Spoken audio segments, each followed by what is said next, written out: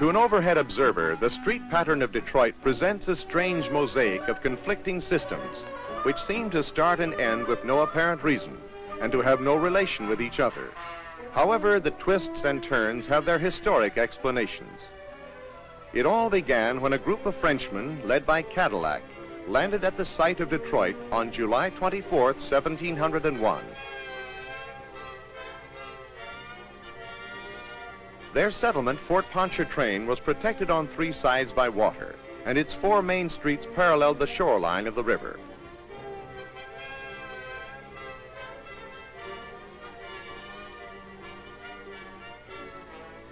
Cadillac's wise Indian policy helped Detroit to become an important fur trading post. The site, which provided a narrow crossing in the Great Lakes system, was a focal point for Indian trails, even before the white man. With its new function as a trading center, more trails were worn through the wilderness.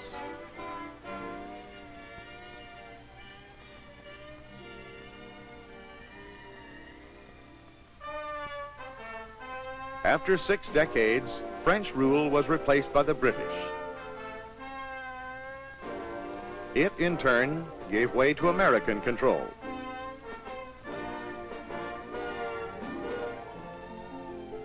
When the newly appointed American administrators arrived at their Michigan territorial capital, they found that a tragic fire had completely destroyed the city on June 11, 1805. One of the 3 judges, Augustus B. Woodward, persuaded the townspeople not to rebuild immediately, but to plan for the metropolis which he envisioned.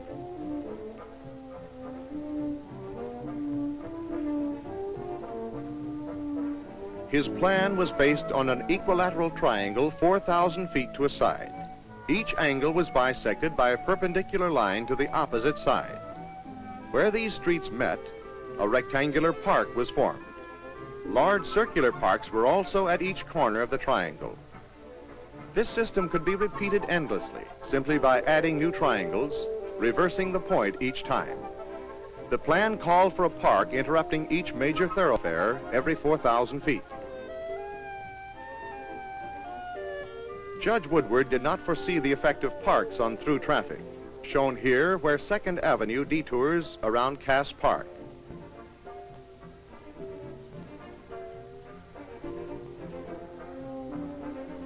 The plan was opposed because of its conflict with old property lines, its maze of angles, and the arbitrary method used to determine the width of the streets.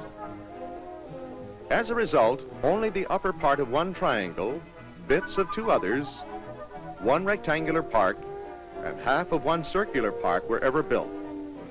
The bases of these triangles parallel the shoreline rather than a cardinal direction. The existing part of the Woodward plan makes up most of the present central business district.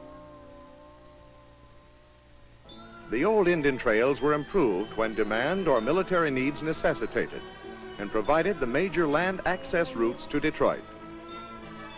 Even today, the major thoroughfares of the city, which radiate from the business district, follow the routes blazed centuries ago by fur trading Indians.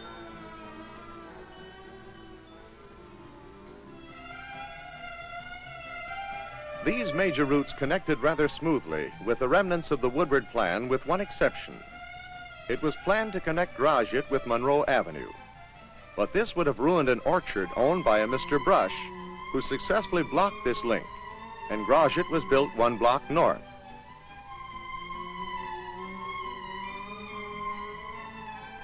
As a result, thousands of motorists each day must make 2 turns. A turn to the left avoids the old orchard site. Traffic then travels northward along the west edge of the former grove.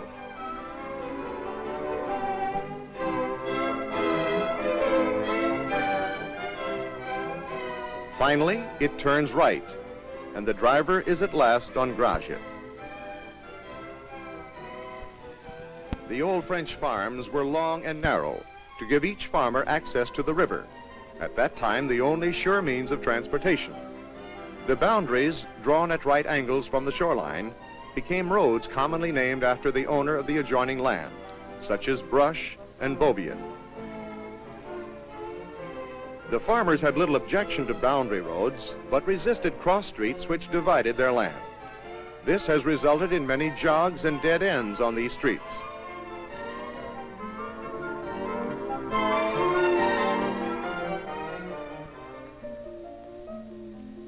Thus, whereas Detroit has an adequate system of routes extending from the shoreline, many cross streets, such as Verner, were built in fragmented bits and are not smooth traffic ways.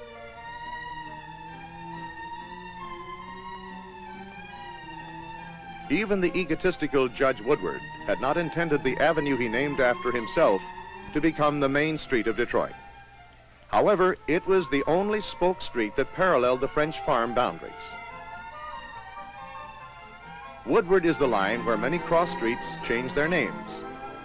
Dividing the east and west sides of the city, Woodward is the baseline for most house numbers. In the 1870s, a group of citizens began a campaign for a boulevard to circle the city. An opponent in the Michigan legislature said, "The district through which it is proposed to run is so wet and marshy that the boulevard would be a goose pond during the winter and spring months, and a goose pasture in the summer, for who would ever make use of it as a driveway?"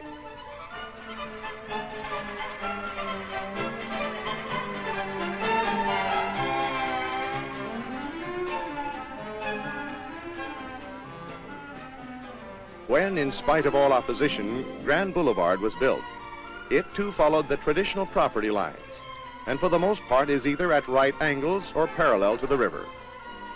The exact route was determined by public-spirited citizens who donated 9/10 of the land that was used.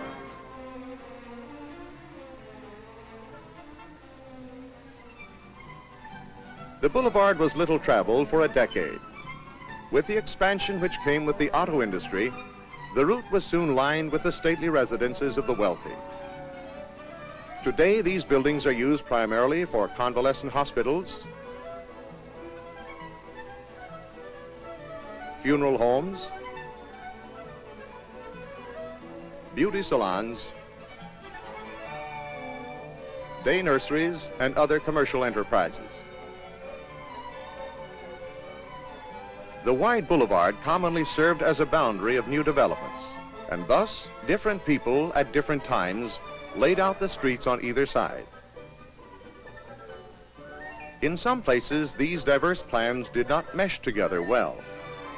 This has resulted in name changes and jogs.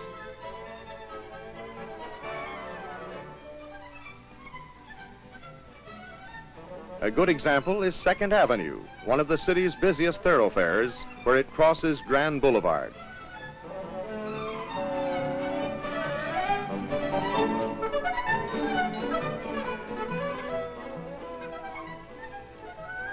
Outside the boulevard, an early suburb, Highland Park, was an established settlement long before its huge neighbors surrounded it. This city grew around Henry Ford's Model T plant. Its streets were built to conform with its main thoroughfare, Woodward Avenue. When Detroit grew around Highland Park, the street pattern of the two cities did not meet in all places, requiring several jogs, such as this one on 2nd Avenue.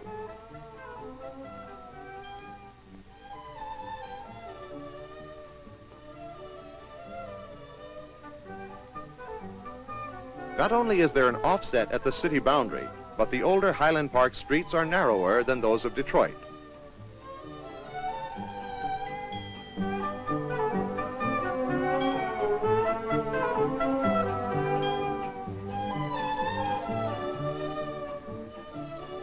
Just as most of Detroit's older streets were influenced by the early French farms, the newer parts of the city were affected by the American survey pattern.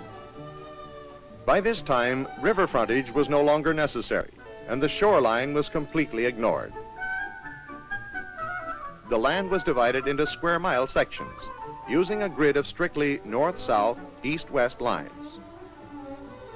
The major service roads followed the section lines so as not to cut through farms. The line drawn due west from the old City Hall was considered 0 Mile Road. It is now called Ford Road. 1 mile north is Warrant Avenue, and then Joy Road, Plymouth, Schoolcraft, Fenkell, McNichols, 7 Mile Road, 8 Mile, and so forth. As this area was urbanized, homes developed primarily along north-south streets. Even major arteries in this direction maintained the residential character in the form of apartment or duplex homes.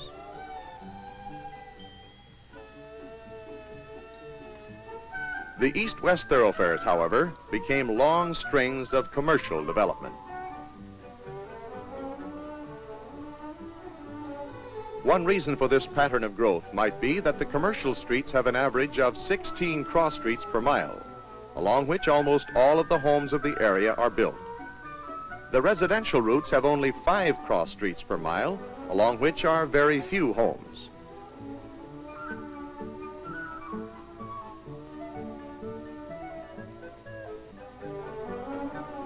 Livernois, the closest north-south street to the city core, has also become commercialized.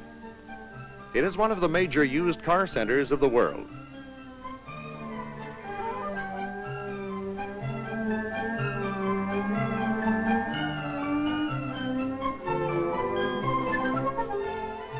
In some exclusive residential areas, the rectilinear grid pattern has been replaced by a complicated system of curving roadways to discourage through traffic.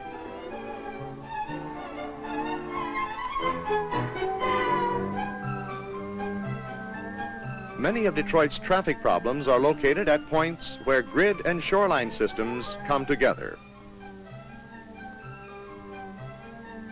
Davison is a good example.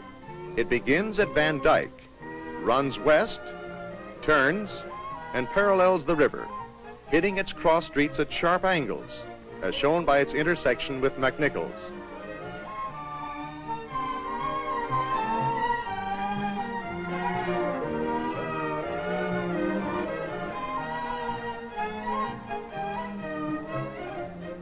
Davison continues in this direction until it reaches Livernois, where it turns due west again. It doesn't come out exactly on a mile line, however, and through traffic must shift 1 block north to Schoolcraft, 4 Mile Road, as Davison, as shown here, changes at Wyoming from a 6-lane divided highway to a 2-lane side street.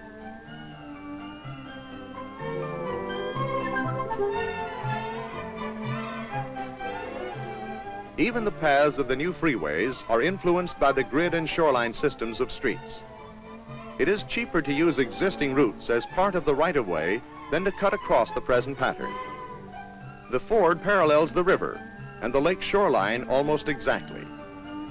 The lodge starts perpendicular from the river, runs due west to the grid system, and then follows the Northwestern Highway, an old Indian trail.